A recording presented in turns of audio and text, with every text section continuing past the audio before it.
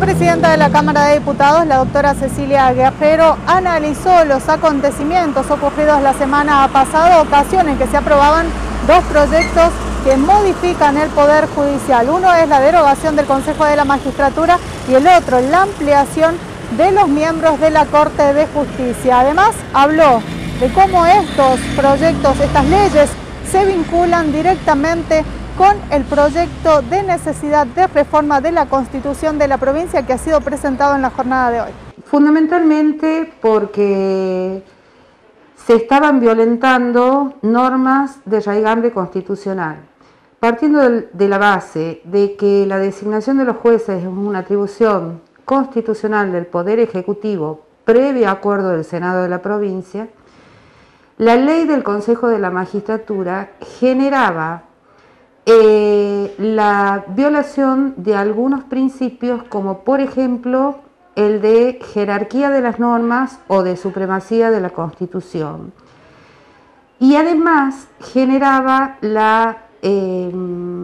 conculcación de otras normas de la misma jerarquía constitucional, como por ejemplo el artículo 218,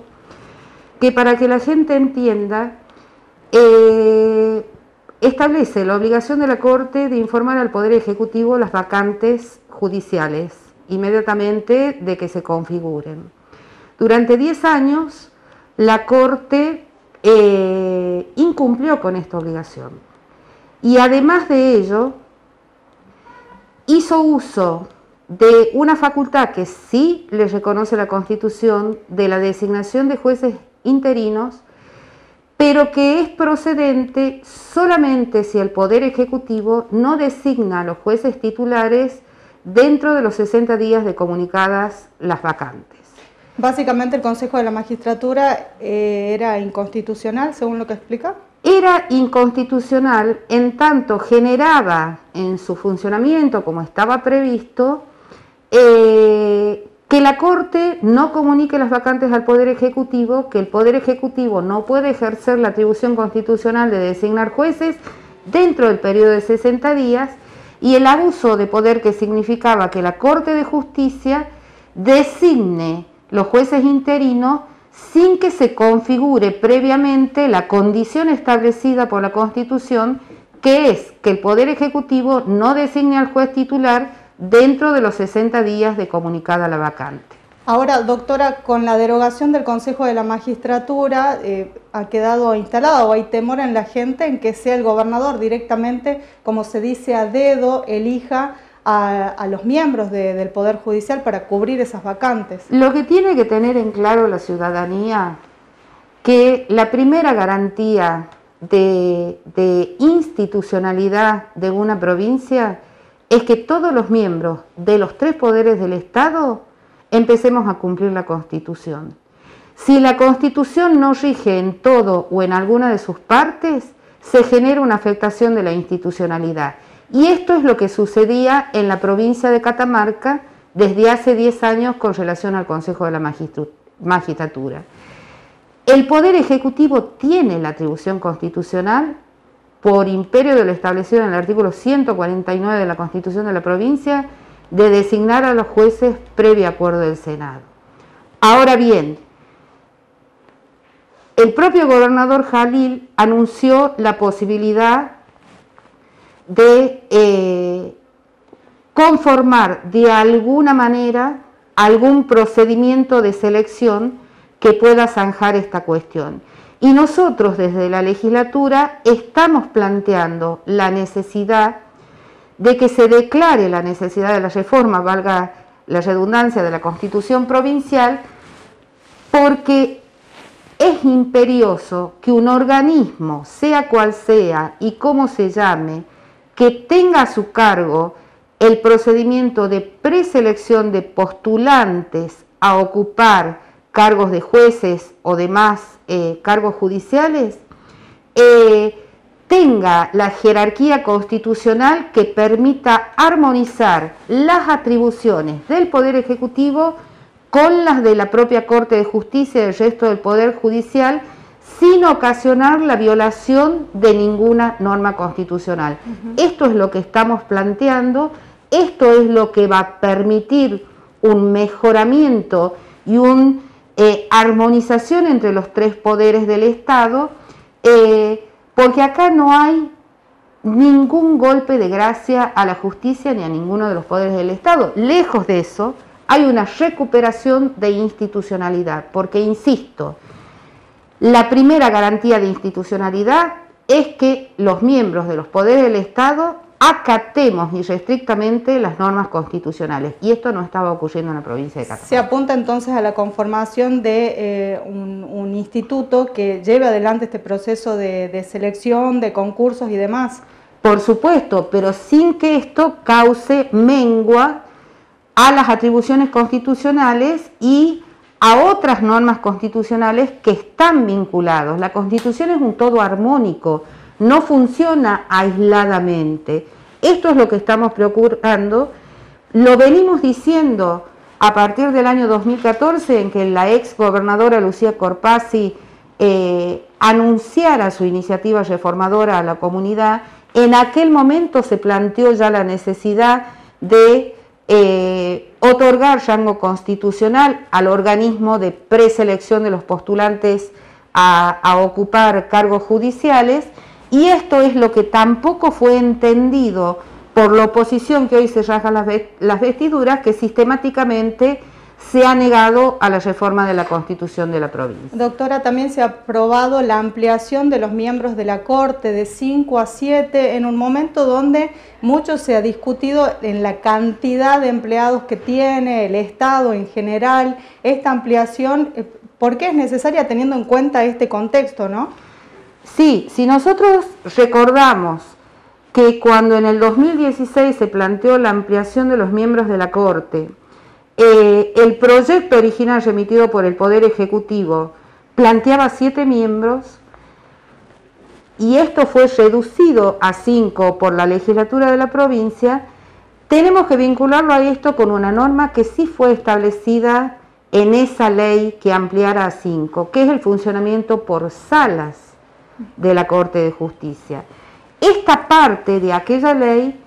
permanecía incumplida por parte de la Corte de Justicia. Entonces, en algún momento uno de los miembros de la Corte dijo que con 5 miembros no podían funcionar por salas. ¿Qué significa funcionar por salas, doctora? Funcionar por salas significa que los miembros de la Corte, de acuerdo a la especialización o a la versación que tengan en distintas materias del derecho, se conformen para atender distintas cuestiones vinculadas al tema civil y comercial, a la cuestión contencioso administrativo, a la cuestión penal, funcionando con menor cantidad de miembros que el pleno del cuerpo. Esto permite una agilización en la tarea confiada a la Corte de Justicia en el tratamiento de las distintas causas, porque hay miembros que van a intervenir en determinadas cuestiones y hay miembros que van a intervenir en otras cuestiones. Y si cuando se trate o se plantee la cuestión o haya planteos de inconstitucionalidad de la norma, hay una exigencia de alguna norma jurídica, hay una exigencia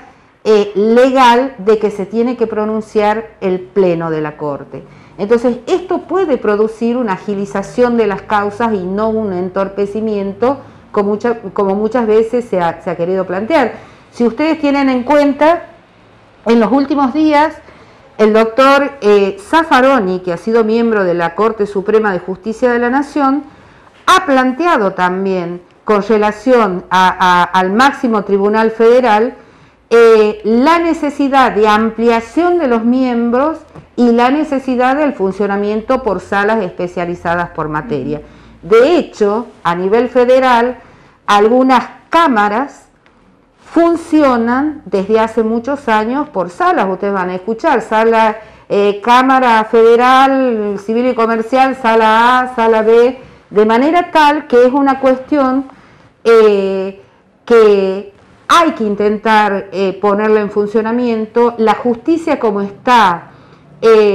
al menos en la percepción de la ciudadanía, está en deuda con la comunidad. El problema de la morosidad judicial existe, el problema del descreimiento de la comunidad hacia la administración de justicia existe, y nosotros entendemos que se ha roto, se ha quebrado la sinergia que debe existir entre quienes están llamados